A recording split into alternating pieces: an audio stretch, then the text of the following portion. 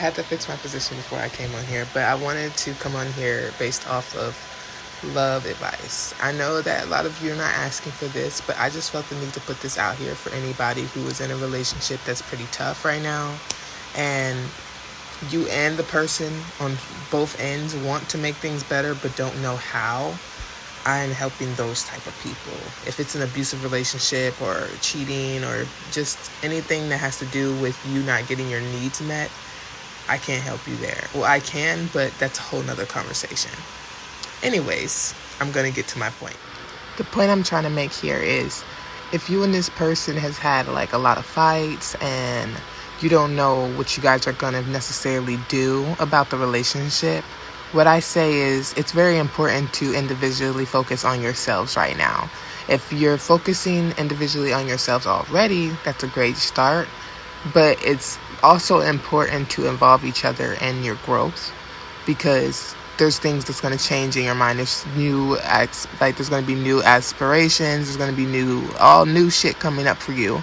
And it's very important to communicate that with each other as a whole.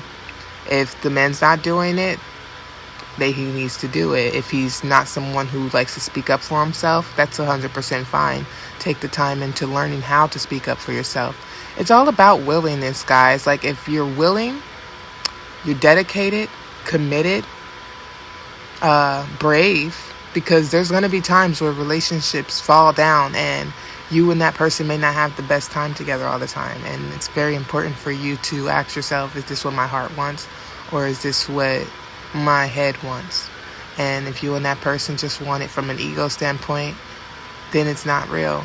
But if you and this person want it from a general standpoint of building and progressing and making an empire, then it's real. And I advise you to not give up on love.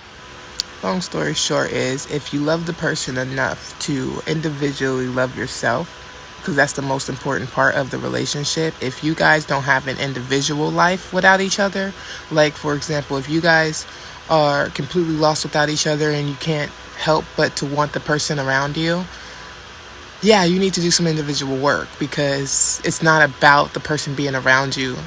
That person being around you should not make you feel fulfilled, valued, or anything. Yeah, it should make you feel good. But anything that has to do with your own personal value, that's a birthright. You were born valuable.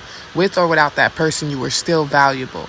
You just have to teach yourself that self-love of just learning how to, I can let this person go knowing that they will still be a part of my life one day, or they will still be a part of my life in general, and we're just individually making sure we prioritize ourselves first before we decide to get married or decide to have kids or decide to just take it any further than it needs to be, because it's very important that you are an individual that is whole, and so are they.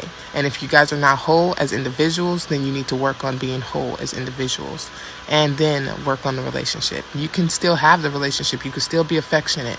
You can still be loving. But it's very important for you to do that with yourself too, because if you don't have a relationship with yourself, then your relationship doesn't really matter. It's non-existent. And that's a very important part about it. Make sure that you are serious about this relationship, and make sure you're serious about loving yourself. Very serious about loving yourself. I'm out.